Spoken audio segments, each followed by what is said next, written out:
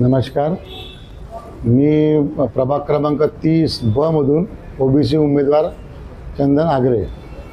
मला भारतीय जनता पक्षाने उमेदवारी दिल्याबद्दल मी गडकरी साहेब, फडणवीस साहेब आणि मोहनजी मते आणि सर्व भारतीय जनताचे मोठे पदाधिकारी कार्यकर्ते सर्वांचे मी सर्वात पहिले तुमचे आभार मानतो की तुम्ही मला या काबिल समजले.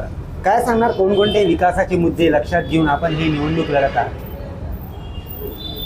मी विकास कामाबद्दलच विकासाचे काही कामं न झाल्यामुळे मी निवडणुकीमध्ये उतरलेलो आहो.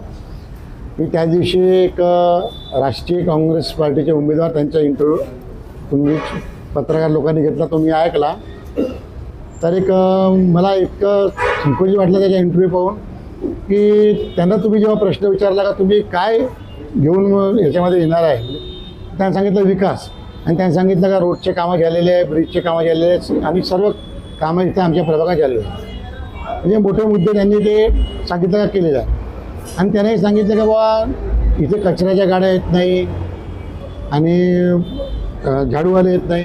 एक दुर्दैवाची गोष्ट आहे की ज्या माणसाने इथे 15 वर्ष राज्य केलं त्याच्या प्रभागामध्ये तो नगरसेवक असताना कचरा आणि तो स्वच्छ जर तो कचरा नाही उचलला, कचरा गाड्या नाही उचलला, आरोग्य, पण त्यांनी 15 वर्ष काम काय केले? मुद्दा आहे का तो त्यांनी काम काय केले? मी नगरसेवक असताना फक्त मी भारतीय जनता पक्ष वार्ड अध्यक्ष असताना मी इथे 2 समाज मंदिर, 6 हनुमान मंदिर आणि कमी 14 शेड बनवले. आमचे सिमेंट रोडचे कामं झालेले आहे, चेंबरचे कामं झालेले आहे, शुगर लाईनचे कामं झालेले आहे. काही कामं जे उर्वरित राहिलेले आहे ते मी पूर्ण आता नगरसेवक जर जनतेने मला साथ दिला आणि मी जर निवडून आलो तर एकही काम मी माझ्या कारकिर्दीमध्ये ठेवणार नाही. हे तुम्ही साक्षी. काय नवीन विजन आहे, काय नवीन करायचं ठरवलेलं आहे? नवीन विजन हे आहे की आमच्या प्रभागामध्ये एक मला मोठं वाचनालय उघडायचं आहे. स्लम असल्यामुळे इथं खूप गरीब लोकांच्या मुळे यांच्या शिक्षण बरोबर होऊन नाही आलं. त्यांच्या एक मोठी लायब्ररी, एक शाळा आणि आरोग्यासाठी मी एक मोठं हॉस्पिटल उघडायचा प्रयत्न करेन. आता निवडणूक काळ आहे, निवडणूक काळामध्ये सर्व लोक आपण जनतेत जात आहात. काय प्रमुख समस्या आपल्याला जनतेकडून मिळत आहे, काय सांगा? मोहनजी मते जेव्हापासून आमदार झाले तेव्हापासून तर अर्ध्याहून जास्त कामं आमचे निपटलेले आहे. छोट्या चिल्लर काही कामं राहिलेले आहे. जे खूप जुन्या ज्या शुगर लाईन होत्या ते त्याला चेंज करायचे आहे. आणि आम्ही भारतीय जनता पक्षाची जी अभय योजना आणलेली आहे त्याच्यामुळे मोठ्या मोठ्या ज्या शुगर लाईनच्या प्रॉब्लेम होते ते सर्व आता अर्ध्याहून जास्त संपलेले आहे. ते मी छोट्या लेवलवरती करून त्याच्या शुगर लाईनच्या समस्या सोडवायचा प्रयत्न करेन. आणि एक मोठी समस्या होती पाण्याची, आणि आम्ही डबल डेकर पाण्याची टंकी आणि याची पुन्हा 60% मोहनभाऊच्या नेतृत्वामध्ये बनलेले आहे. त्यांची आता लाईन टाकणं सुरू आहे. ती जर लाईन या 2-3 महिन्यात झाली तर पाण्याची समस्या आमच्या प्रभागात पूर्ण संपणार आहे. उद्यापासून आपण प्रचाराला सुरुवात करणार आहात. कशा प्रकारची सुरुवात आहे? कार्यालयाचं उद्घाटन केव्हा, किती वाजता होणार आहे, काय रूपरेषा आहे, काय सांगणार? आता भारतीय जनता पक्षाची आज आमची सायंकाळी 6 वाजता मिटिंग आहे.